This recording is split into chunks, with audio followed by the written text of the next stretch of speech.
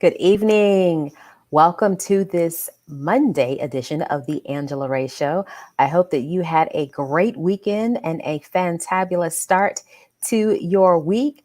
If you have been following along, this is part 2 of my series for the Divine Nine. Last week we had the Sisterhood edition, and this week we will interview the fellows. If you're catching the broadcast on the replay, thank you so much for hanging out and supporting the Angela Ray Show. For all of you who will be catching this broadcast live, go ahead and do me a favor, especially if you're watching on Facebook, share the broadcast on your Facebook page, tag a friend, and go ahead and slide into those comments and let me know where you are watching from tonight.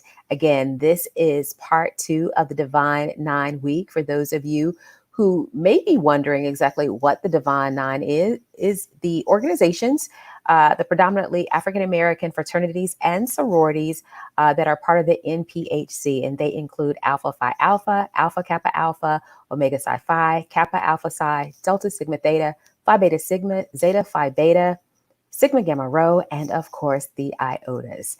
So those are the 9 organizations. And the reason I decided to do this series, I know so many of the members of these organizations across the world are doing great things. And it is ironic to me in terms of the timing. I had planned to do this series before we lost 2 giant members of those organizations, 2 of which just a week and a half ago, Reverend C.T. Vivian and Congressman John Lewis. Again, today starts our series where I will be talking to members of the 5 fraternities. Again, we're going to be getting started in just a moment. When you get on the broadcast, go ahead and slide in those comments. We're going to go ahead and start the broadcast tonight, as we always do, with our Ray of Motivation moment. And so for tonight's Ray of Motivation moment, I just want to challenge you to either change or rearrange. Change or rearrange. You know, change can be challenging. I've often heard that change is hard, that change is tough. I don't like to use those words. Those words to me have a very negative connotation sometimes, but I do know that change can be a challenge.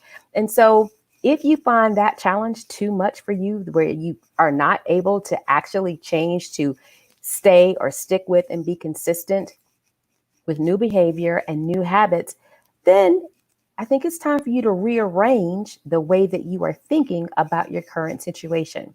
That could be in your job. That could be in your living arrangement, whether you want to move to a bigger or smaller location.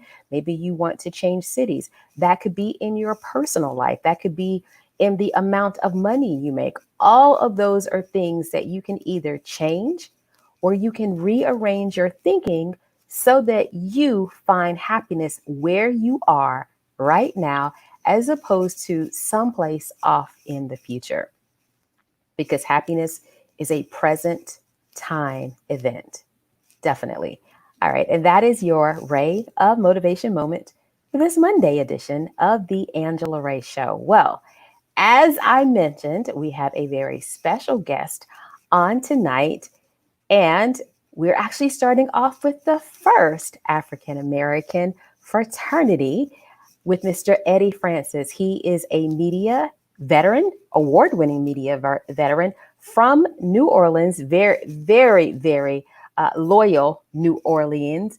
And he has a podcast. He is a blogger. He is a speaker. And he also has a program entitled the Black Greek Success Program. So please help me welcome Eddie Francis. Eddie, thank you so much for being on the Angela Ray Show tonight. Angela, thanks for having me.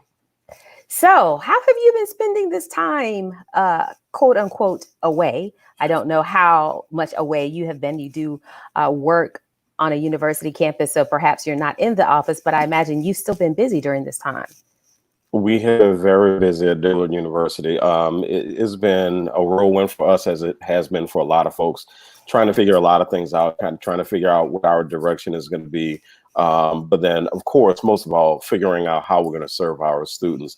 So it's really funny. We were actually having a meeting not too long ago, and there was this thing that kept going on in the meeting when people kept saying, well, yeah, you know, when we're back, when we go back to work and blah, blah, blah, and blah, blah, blah, And when we go back to school and all this stuff, and at one point, if I'm being honest, I got a little irritated and I stopped and I said, we never stopped working and the students have not stopped learning. So we have never shut down, because this language started to go around about higher education, that schools were shut down. Nobody ever shut down. So, so yeah, I mean, so we have been, so I say all of that to say that we have been really pushing forward, really busy, again, trying to figure out the best way to serve our students. And then also, the best way to keep the employees at work safe. We've been figuring all that stuff out. And let me just tell you, for anybody who's watching this, who is a fan of Star Trek, I said this about every college and university president, and that is, I don't envy what they're going through right now, because doing the work that they're doing, it must be like the Kobayashi Maru from Star Trek. The test that the Starfleet Academy went through that was designed for everybody to fail. So, and that's, I listen to, my president is Dr. Walter Kimbrough, at the Hip Hop Prez on Twitter and Instagram. And he's a dynamic leader, but he, like every other president in the country, he's just been working through this, trying to figure out what the best solution is. And with the data changing all the time, he has to change on a dime. Then we have to change on a dime. So we've been working pretty hard through the summer. Now, you are a mass media veteran, so I'm curious, how did you get your start in media? Where did that journey start? That journey started my freshman year of college. I went to Loyola University in New Orleans, and I was part of a program where students got a chance to work in television. And so I got a chance to work at WWL-TV here in New Orleans my freshman year. So I have been working in media literally since I was 18 years old. And yeah, so that's where I got my big shot. But when I got into my career, and this is great that you're having this feature on Black Greeks right now, because it just so happens that when I was looking for my internship opportunity to start my career, a good sister, Zeta Phi Beta, came to me and told me about an internship going on at WQUE Radio here in New Orleans, Q93 for folks who might be familiar. And that's how I got started into the professional part of my career. So it started in television. It continued in radio. I got an opportunity to work behind the scenes as a promotions assistant when I got in. And then I became a promotions director. At 23 years old, I was a promotions director of 4 radio stations. I was actually an interim. Yeah, I was an interim director. And then I got the opportunity to go on air, which was a huge blessing. And so the rest is history. I actually wound up doing radio for about 20 years. Wow. Now, at one point in your career, you pivoted to talent acquisition. What prompted that change? I had gone to Dallas. So out of radio, I pivoted to higher education, and I became the public relations director of Southern University at New Orleans. I got recruited away from SUNO to work at Paul Quinn College in Dallas, and things didn't work out. They didn't quite go my way at Paul Quinn. So I was in a spot in which I had to really pivot.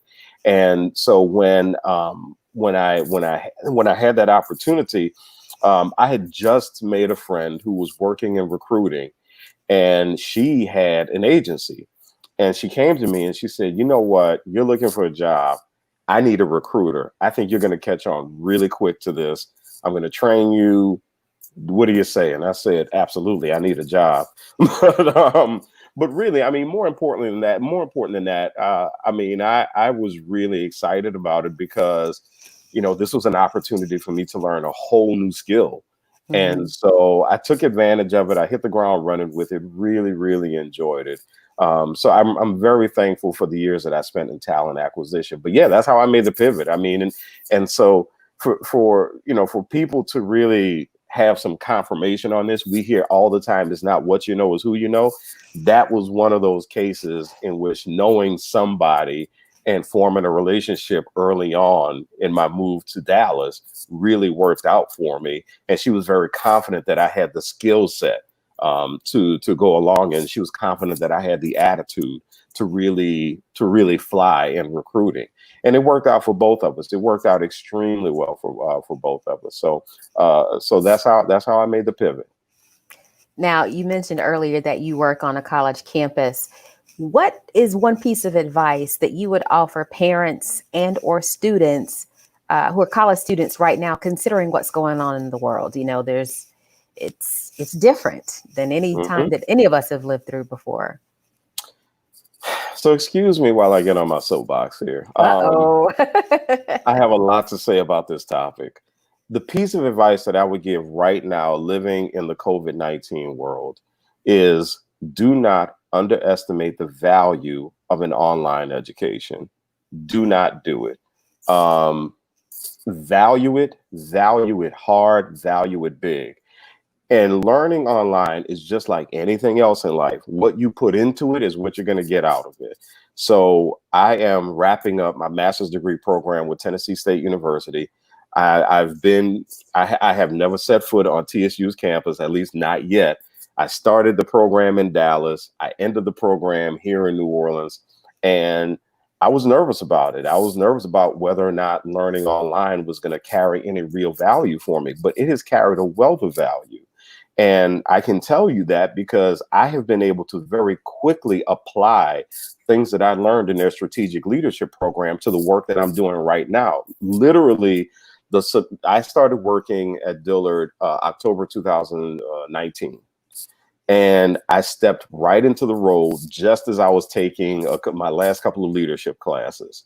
I very quickly applied. I mean, and then when I say quickly, I mean within days.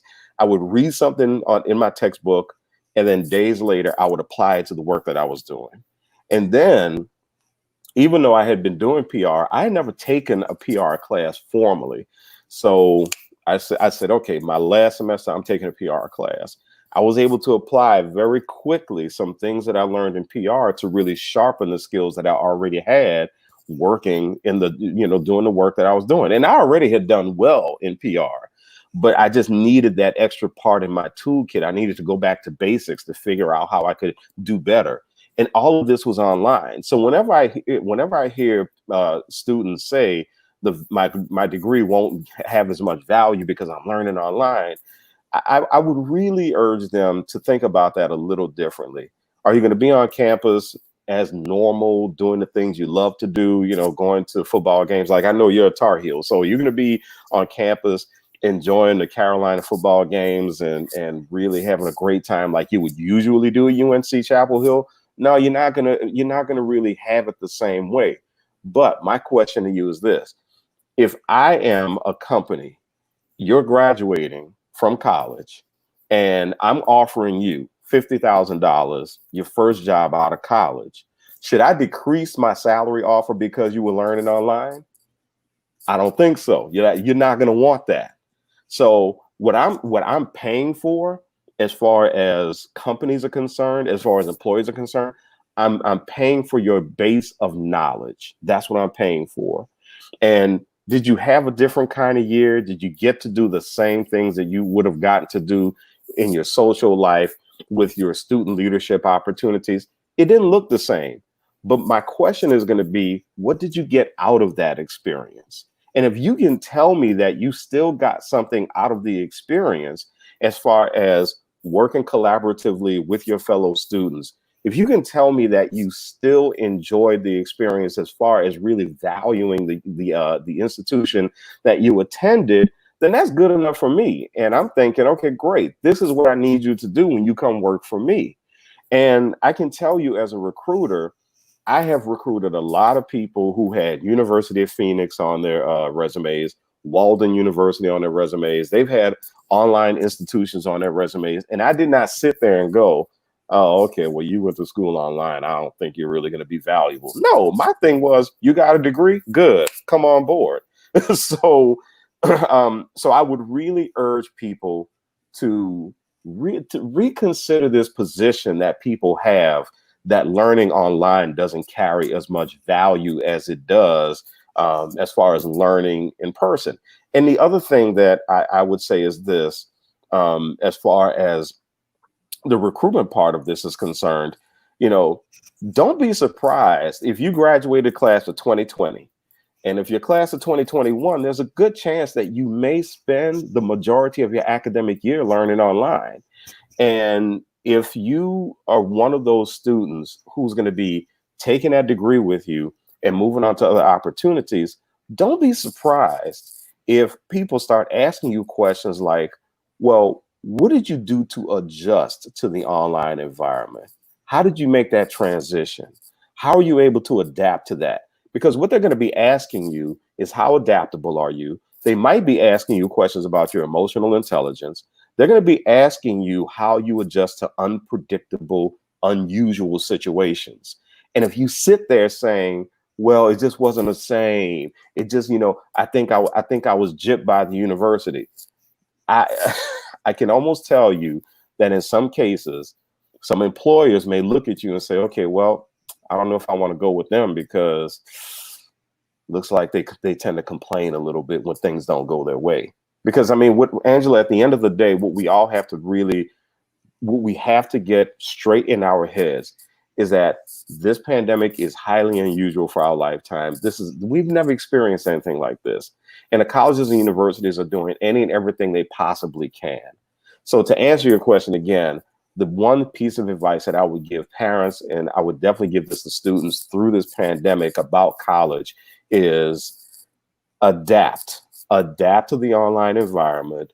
Don't think that you are losing anything by being in the online environment. Figure out how you're going to make it work for you. Awesome. Now, you mentioned, I think we were talking a little bit earlier about your Black Greek Success Program. Explain what that program is all about. The Black Greek Success Program is a program that I do with students to actually teach them about leadership skills. And I do it through the lens of servant leadership. And, I talk to students about not just being a leader, but actually giving them an idea of what the skills and the knowledge base for leadership really is and what it really looks like. But the way that it applies to Black Greeks is that I think one thing we really, really need to understand in the Divine Nine is that this stuff that we're doing, none of it happened by accident. There were some people who came before us. We stand on their shoulders. You mentioned the great C.T. Vivian, the great John Lewis. We stand on their shoulders. And those two men are prime examples of intentional leadership. They really thought about what they were doing. They made goals for what they were doing. They were strategic about what they were doing. John Lewis, his story is so amazing when you think about how young he was when he jumped in, almost lost his life, but then kept going. And then he pivoted from community-based leadership to being an elected official. I mean, we stand on the shoulder of these folks. So the question I kept asking myself was, well, when I created the program, the question I kept asking myself is, well, what is it about those of us who wear these letters? Why is it that we're able to jump into these leadership roles when it comes to our careers, when it comes to things that we do later on down the line? Why is it that with the Harlem Renaissance, the very first name that you think of 9 times out of 10 is that of a Black Greek, Langston Hughes, Omega Psi Phi? When you think about civil rights, we think first about Martin Luther King, a man of Alpha Phi Alpha. When we think about elected officials, now we're thinking about Loretta Lynch, a woman of Delta Sigma Theta. So we're thinking about these high-powered people in these very critical eras, especially critical eras for Black America. And so with the Black Greek Success Program, what I really want to communicate to students is, you're not here by accident. Somebody saw something in you that made them think that you can carry the torch. You can stand on these shoulders.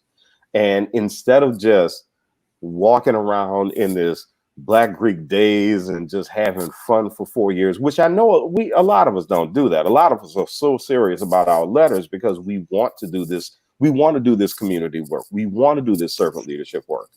But how can you be much more intentional as far as being a leader? What does that look like on your campus? And how do you take that and use it for your next opportunity? But not only that, how can you be a true servant leader? So in the Black Greek Success Program, that's what I talk to students about. Awesome. Well, you have a question from one of our very loyal viewers here at the Angela Ray Show. Can you see that question? Let me see. Oh, I don't have a see Angela. I have on my glasses. Shall I read it for you, or you got it? No, go ahead, read it for me, because I'm not going to embarrass myself with the whole. Okay. Just about everyone has a social media presence. What do people, especially young people, need to know about the content that they post? Oh boy, that produced a real laugh, a hearty laugh. Where do we start on this one? Okay. Well, the first thing that people need to, so when it comes to, I always tell folks this. When you do social media, it's like being in a really, really, really crowded intersection.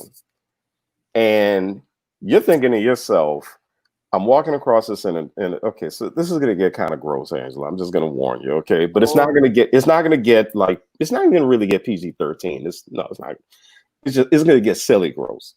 So you're thinking to yourself, I'm in this crowded intersection and it's so crowded, nobody's paying attention to me. So I'm going to pick my nose. No problem, right? You pick your nose and all of a sudden everybody turns and looks at you because you didn't realize that people were actually looking at you. So when I talk to young people about social media, that's one of the things I tell them up front. There are more people looking at you than you realize. More people are going to notice what you're doing than you realize. You're in that crowded intersection. More people notice you than you realize. And so one of the things that I always like to tell young people, especially, is, you never know who's going to notice your tweets. You never know who's going to notice your posts. And of course, they never believe it until, and it's always one. There's always one in that group that says, well, I got kind of mad because my mama saw something I tweeted one day. I didn't even know my mama was on Twitter. So, and very funny story. I mentioned the president of Dillard, Dr. Walter Kimbrough. His mother's on Twitter. She straightened him out on Twitter as the president of an institution of higher learning. Okay. So, people are going to always notice. But even more than that, I think another thing that I would tell young people about social media, and this is something that Dr. Kimbrough and we actually talk about this all the time. It's not a toy. It is a communication tool. So you have to treat it as such. You have to treat it like the tool that it is. But probably the biggest thing that I would say, and maybe for a lot of young people, this might be kind of out of their realm and they might not understand what this means. But if there's any place for you to learn to practice emotional intelligence, social media is the place to do it. You are not right about everything you say. You can yell facts all you want. Just because you say it's a fact doesn't mean it's a fact. When somebody corrects you, it's not always to hurt you. There are people who are actually trying to help you. They're trying to do it in love. I'm one of those people, I try to do it in love, right?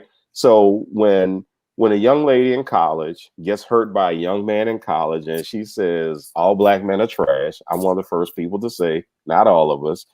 And if you come at me and say, you're wrong, I don't know you, and then you use a few bad words, and then you say, don't at me. Well, you know what? About 100,000 people just saw that. And there's some people, and granted, you're going to have a whole lot of people who agree with you and say, yeah, they're trash. That's fine. But the problem is, if I'm actually somebody who has the key to some part of your future, and you tell me I'm trash, just because I said not all Black men, you have no idea who you just told off. And so I think, emotional intelligence is really, that's something that's very high on my list as far as really talking to young people about social media. And I got to say this, and I will say this for all the Black folks in the room, I got to say this. I really wish that one thing we would learn about the way we debate one another or disagree with one another on social media is that the harder you work to try to do this zero sum argument where it turns into I'm right, you're wrong. I won, you lost. Don't talk to me, don't at me. What I said is correct.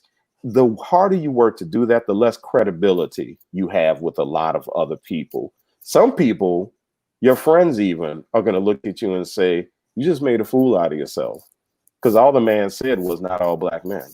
So I think there are a lot of things that our young people need to learn, but I would say the first thing, they have to be aware that everybody's watching and they have no idea who's in that group.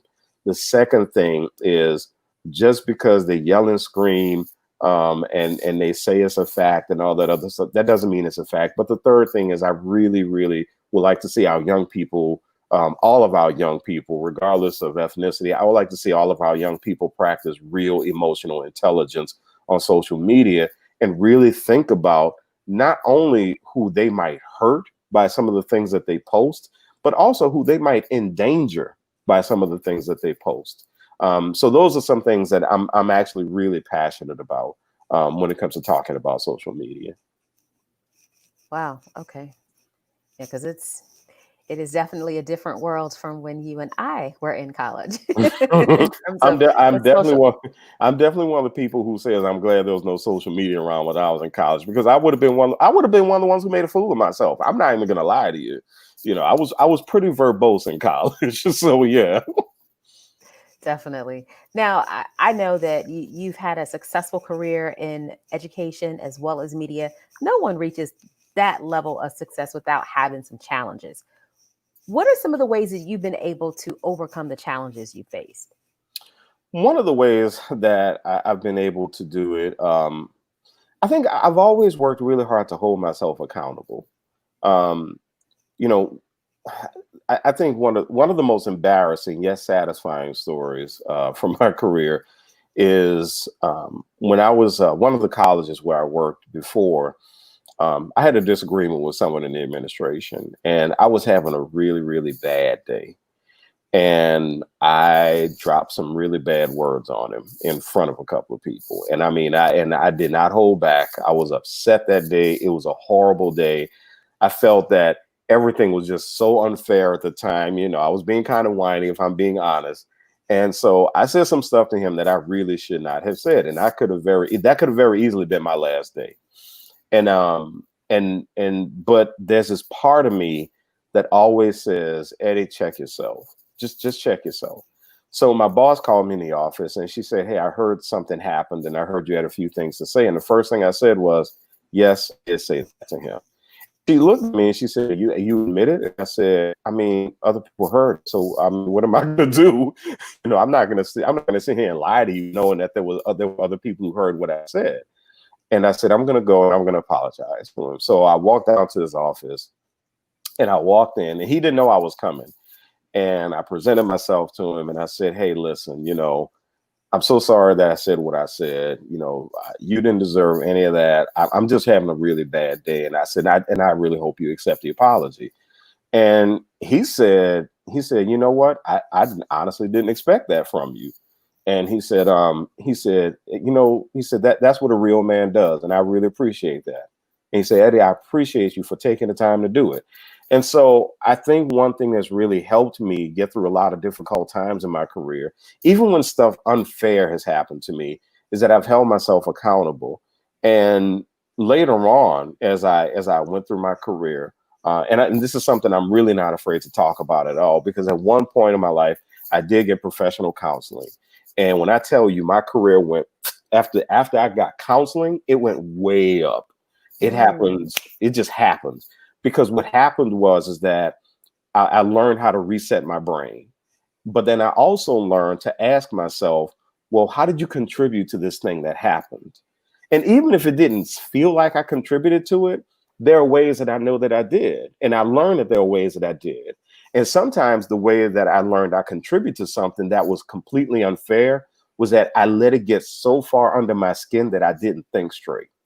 And mm, so I really learned that holding myself accountable for every twist and turn in my career was something that I could really, really, it helped me walk away from a lot of stuff.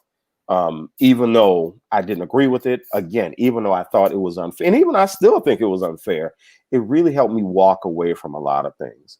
And I think another thing is that at one point in my career, I was a huge workaholic, huge. I mean, I literally at one point would go into work 8 a.m. and I would not stop working until 10 p.m. And I mean, I'm talking Ooh. about straight through.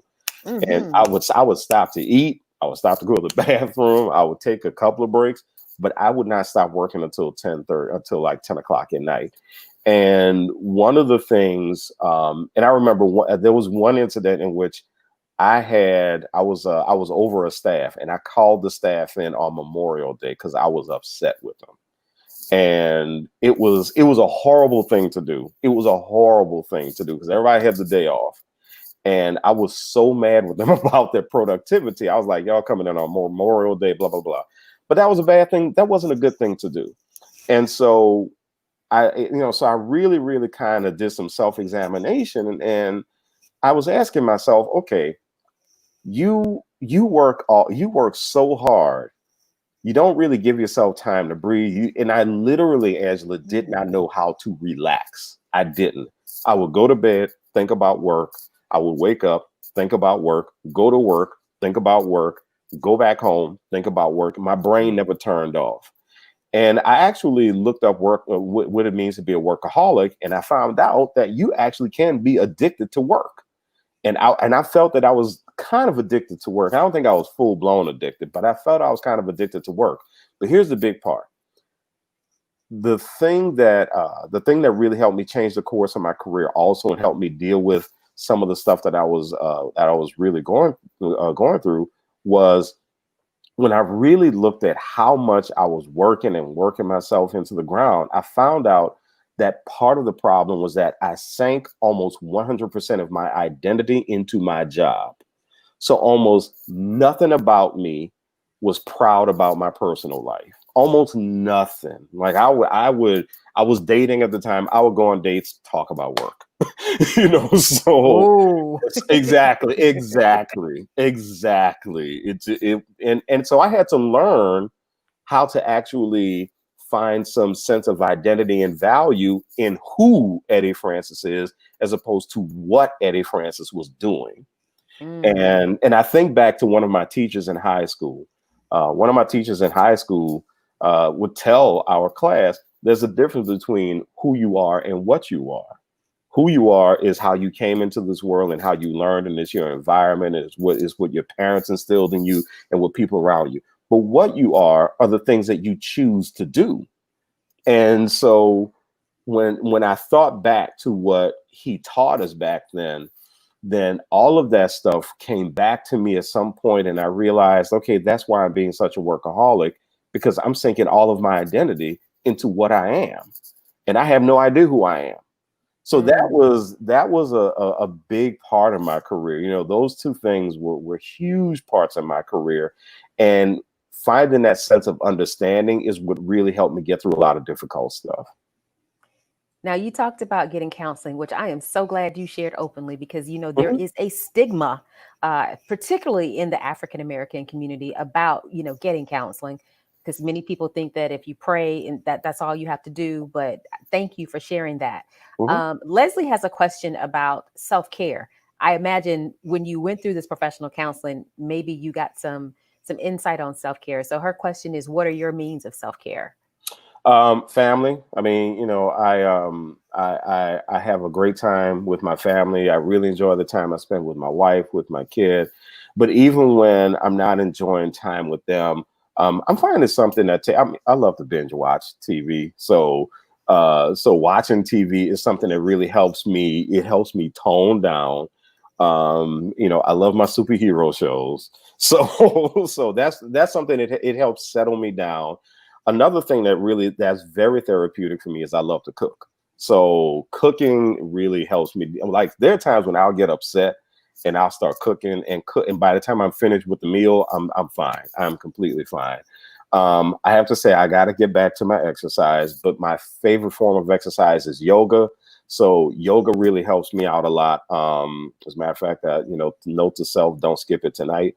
um, and so those are three things. Those are three of my top things that really helps. And I have to say, and I will say this.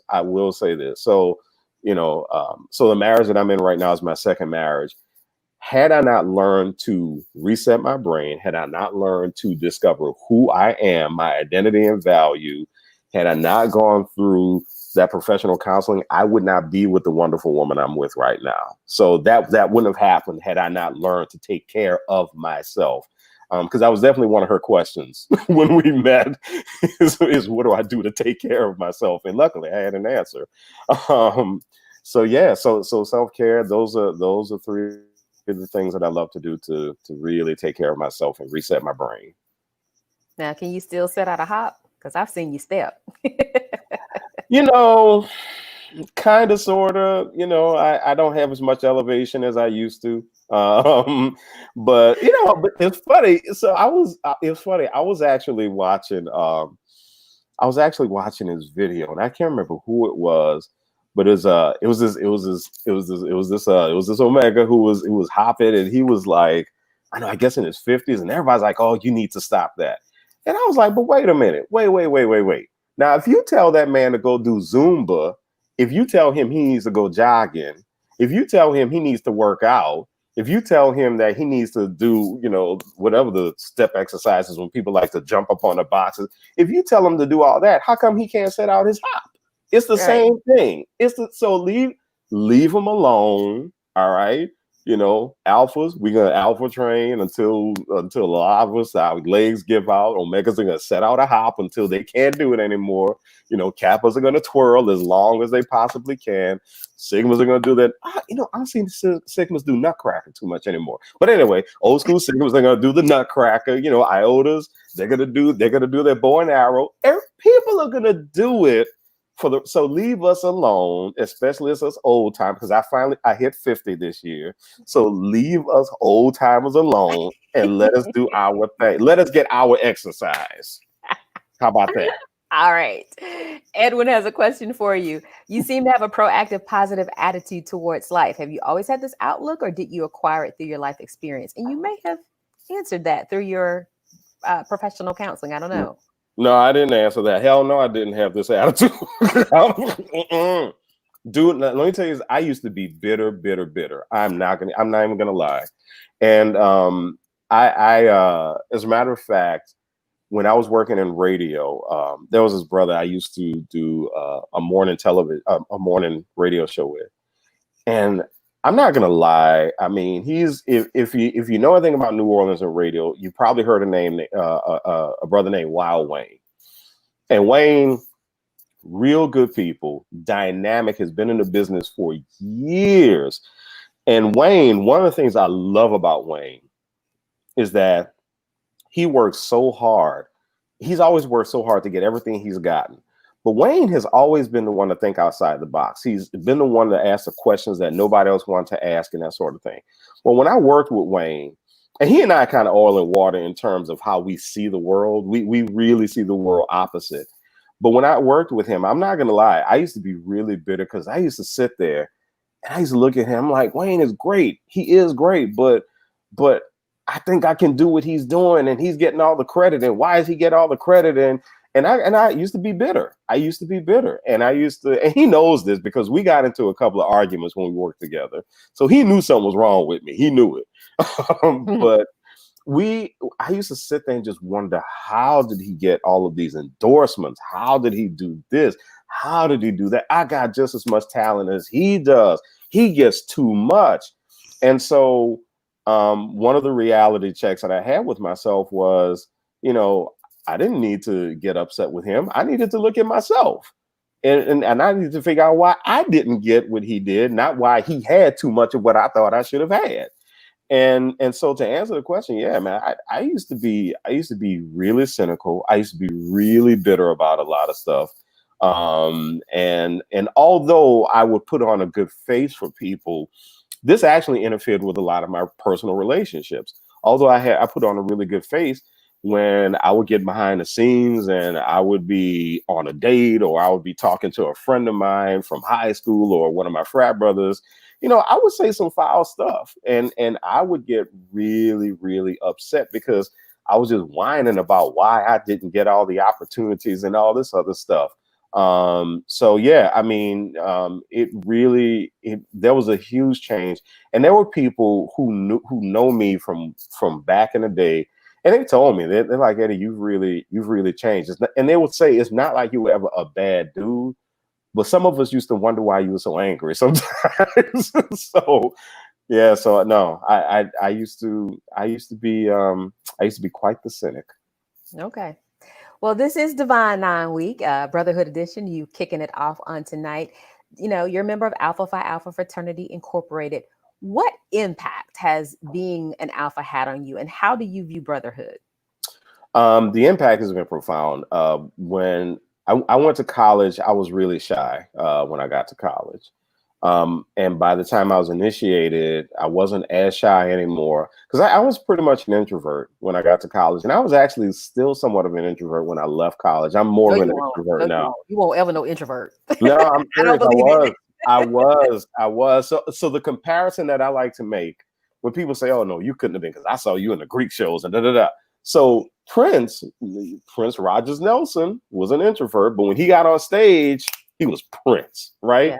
And so, he's a Gemini. We got it like that. But no, but that was me. I mean, I was one person off the stage, but then when I would do these Greek shows, boom, I was a whole nother joker.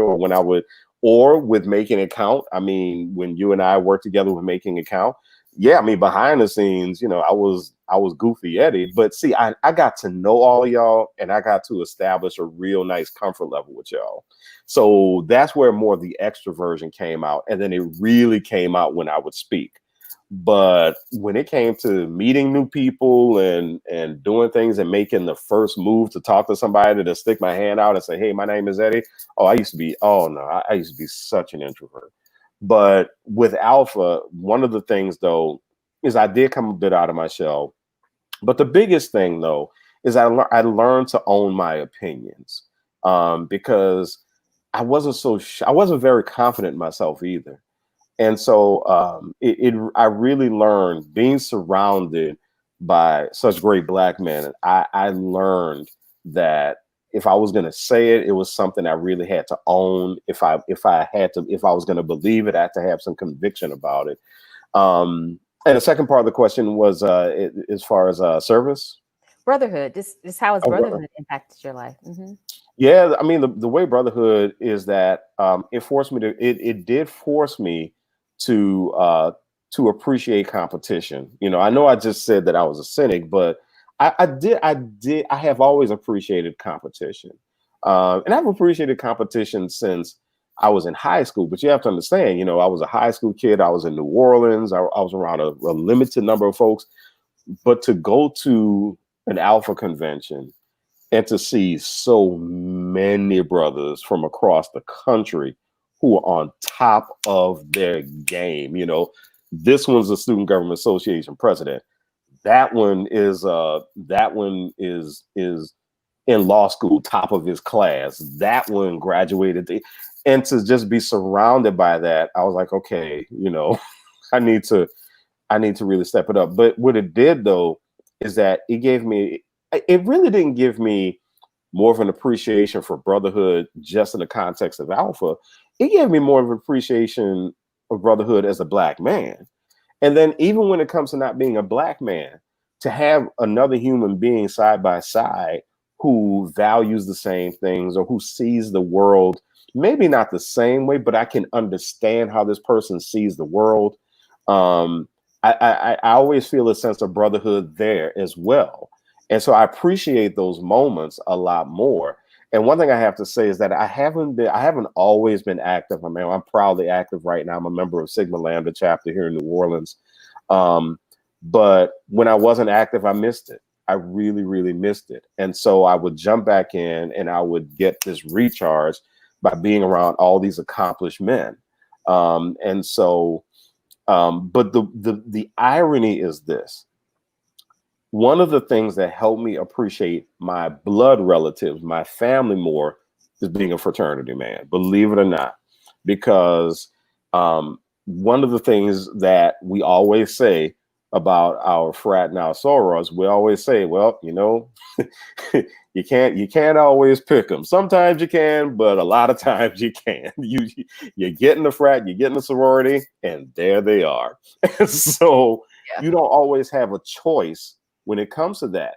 But what that did for me is that really helped me say that about my blood relatives, where I would say, you know what, I got to find a way to love them. If I'm gonna love them from far away, I gotta love them from far away. As long as I keep loving them. And so I think actually being in a fraternity and being an alpha, it really really helped me appreciate my blood relatives. And I think the biggest thing as far as brotherhood is concerned is that being an alpha really helped me appreciate and value very highly intellect, because I mean, you have not been in a debate until you debated a freaking alpha. Okay. I mean, my wife saw me get in a debate with five brothers once. Okay, Mm. five. And she said, I didn't think y'all were gonna ever stop. And I said, oh no, we didn't really want to stop. I mean, we had been debating for like 2 hours. And she was like, I'm tired. I'm just tired. And I was like, oh no, man, we could have gone another 3 hours. I mean, it was, but I appreciate that because whenever I can get into a really good debate with a fellow, especially a fellow black man, I can get into a good, intellectual, thoughtful debate. And when I say intellectual, I don't mean you read a lot of books. I mean you actually you actually have context to everything that you understand and know about. I appreciate that, and that sense of brotherhood really came from Alpha Phi Alpha. So those are the things that I really appreciated about the brotherhood. Awesome. Well, Eddie, I thank you for taking time out of your busy schedule to hang out with me on the Angela Ray Show. Eddie's Instagram as well as his website are at the bottom of the screen. You can find out more information about his blog, his podcast, about the speaking topics that he has as well. Any final thoughts? Well, the only final thought that I have, well, first of all, besides thank you very much, Angela, I really appreciate the opportunity, and it is always, always, always good to talk to you. But I would say the final thought is something that I talked about with the social media part, and this is something that, when it comes to Black America, I'm very passionate about. And the final thought is, number one, invest in emotional intelligence. And then number two, you're not going to win every single argument with every single person you decide to argue. It's okay to say, I'm not going to win this one. So don't turn it into, I got to show somebody how much better I am than the other person. And don't let it consume you so much that your pride takes over and you actually start to convert this disagreement into hate when it's completely unnecessary, and then you just can't get anything done. I wrote this blog piece once about being in a grad chapter, and I will use this. I would use this from the world of Greekdom. I will use this for everybody, whether you are Greek or not, and that is, life is short, people die. So, don't try to be right all the time. And don't try to bury somebody with your words when it's not even necessary to do so. I know we're not going to always love each other because we don't always love each other, and that's just fine. But whatever you do, just don't sacrifice your soul just to be right all the time. All right. Well, again, thank you, Eddie, so much for hanging out tonight and enjoy the rest of your evening. Thank you. You too. All right. Well, that's it for the Monday night edition of the Angela Ray Show. As always, I would like to remind you of Ray of Motivation number 54. And Edwin, I saw that comment about the shrimp scampi. My bad. I shouldn't have posted it. Ray of Motivation number 54. Cleaning a mirror does not change the person who is reflected in it. Until next time, I encourage you all to go out and be the change. Have a great evening.